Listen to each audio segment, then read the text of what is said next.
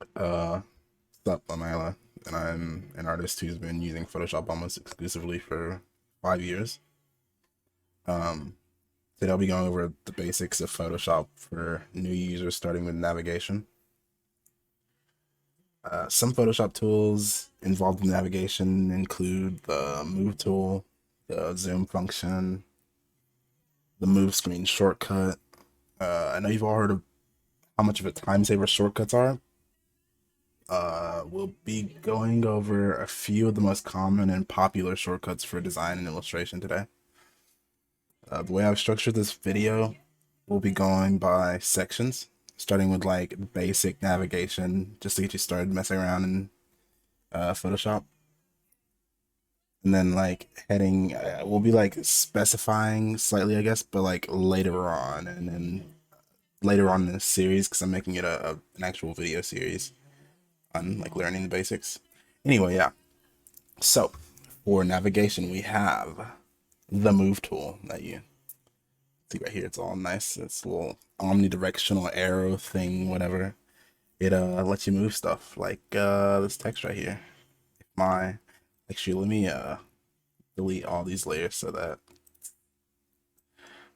this shit doesn't slow me down at all. Alrighty, so Move tool, pretty simple. Move stuff, obviously. Um, so yeah, it does exactly what you'd imagine. It moves things in any direction. Photoshop defaults to the Move tool anytime you just click anywhere in your project, with the exception of if you have certain tools already selected, which I don't feel like going into right now. The Move tool can be accessed with the shortcut V. So if you're in the Marquee Tool or whatever the fuck quick select tool, you want to move something, just press V. Immediately takes you back. Boom, move. See, it's dumb easy. Anyway, next up we have the Zoom tool. Zoom function obviously zooms in on your canvas and be accessed. Well, it's not obvious that it can be accessed through Control plus or Control minus. How I usually do it personally. Control space, I think, if you drag your mouse wheel, maybe, or something. It's not your mouse wheel, it's if you drag your actual mouse. Okay. If you drag your actual mouse, you can actually zoom there too. And it's also over here in this toolbar if you like click this little magnifying glass shit. Yeah. Next is the rotate tool. And it's not how to rotate this image, which it's a lot of work. I mean, it's a transform tool, so it's just Control T, but yeah, it's to rotate the entire canvas. So the shortcut for that is going to be, you're going to click R. That's it. You just do the thing to rotate. So yeah, you can find it there, or you can find it over here on this shortcut if you're in the Essentials workspace, which I'll be explaining workspace in a minute, just after I finish going through the basic navigation to get you guys started, I guess. Anyway, so yeah, you can edit the rotation here with obviously 360 degrees in a circle, etc. So 90, 180, 270, 360. All right, let's see. Move screen or pan. Last but not least, for navigation, Photoshop offers an easy way to pan or move your screen when you're zoomed in. So let's zoom in a little bit. And then how I generally do it, there are several ways to do this, but the easiest in my opinion is anytime you want to move the section of canvas that's in view right here, if you don't want to use the navigator, which you can do by, doing that, you can just click space and drag the screen wherever the frick you want. Whoa, isn't that magic? I'm kidding. Alrighty, so we've gone over the transform tool already, Control T, and it'll give you the same thing as just going to the image tab and going to transform. I don't know, does this feel like out of order to you guys, or I'm like, this is my first video where I'm like actually trying to teach something. I'm a pretty okay, anyway. Amplify commands. So the way you amplify commands or like make commands stronger. Tool amplification is a feature native to most art software. You can mega pan to like pan, you know, move the screen hella far. You can mega pan, or you can, I don't know, leap dozens of pixels when moving an object with the arrow keys. It's just pressing shift essentially. It's like rack for it. It supercharges whatever command, you know, input shortcut you're putting in. If you press shift with it, sometimes, most of the time, it'll just make that stronger. It's really hard to describe. I don't know. Yeah. Okay. So Workspace, and then I think we're done with this video. So Workspace in Photoshop is a way to control your workflow. It's a way to change your tools out, swap them out for something more useful to, or more better suited to whatever you have going on. I don't know. Say you're a painter, you know, you want to get your Picasso on. You go here. I mean, you know, it doesn't change all the tools, but you know, it does change. Like, no, the rotate's still there. What did I lose here from the essentials? Probably gradient, right? No, it's still there too. Whatever, I don't know. I don't really use the painting workspace. All I use is essentials. Actually, I do sometimes to bring back these, I think. I don't know. Anyway, yeah. So it changes your workspace. If you're an illustrator, you'll generally be working in painting. Nobody really uses 3D in Photoshop, but you can. It's really not difficult. It's pretty basic, but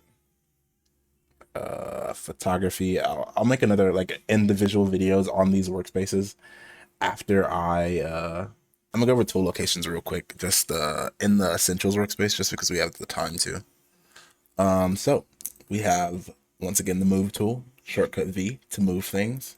The marquee tool, it allows you to select a portion of the screen in whatever shape, you know, the marquee that you're using is in. So we have right here the like elliptical or circular and the rectangular marquee tool. I can like delete certain parts of the image if I want to by pressing delete, obviously. The lasso tool, which is basically the marquee tool, but with a little bit more, I don't know, pizzazz, a little sassier. You can give it whatever kind of shape you want. We have the magic wand tool, which is basically the same thing as both of these tools, except it's hard to describe. It like picks a certain amount of space that it wants to take up. So like here, let's do this. So we have this whole image. If I click on this, it'll select everything within a color that is not bridged by more than a pixel. So like around this whole pink area, around these clouds, I should get, yeah, see? Tries to find similar colors without overstepping the boundary between colors. So it won't, you know, go into the clouds, which are a completely separate shade of pink. It'll try and stay within, well, whatever. Yeah, that's also called quick select. You can use object selection, which is new. I don't feel like explaining what it does, but it's kind of the same as magic wand tool, but much faster. And then the quick select tool, which is also kind of the same, but not exactly the same. It's like the magic wand tool, but looser, and you can, you know, modify shit. I don't know. The cropping tool, I don't really use it. Eyedropper, which lets you pick out different colors from shit you already have in here. Magic wand, not magic wand, fucking magic eraser tool or whatever, right? Spot healing brush. So you can use this to like, if you're merging two images together and you want the lines to be all nice and shit, I don't know. Just use it. Fuck is this one? Oh, I think it's a spot healing. Yeah. Repairs imperfections using pixels from another part of the image. Essentially the same thing. It's hard to go into detail about what each one of them, I guess, objectively does without making them sound similar in the short amount of time I have. Don't use that. Don't really use that. Brush tool, you can just press B. Bring it up. Or Shift B, I think, right? And it'll give you the pencil instead. Or is it? I'm fucking trolling. Anyway, yeah. So there's that. Oh, it's Shift B.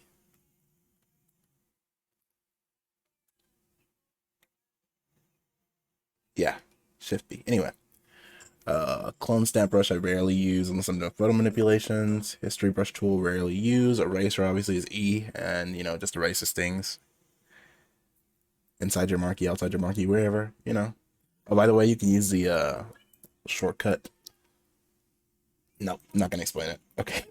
Gradients and paint bucket tool that you don't have for some reason, I guess because I'm not in essentials. Yeah. Anyway, gradient paint bucket. Obviously this fills up shit, you know, or the whole image, I guess, if you're on a blank layer. This shit's a gradient.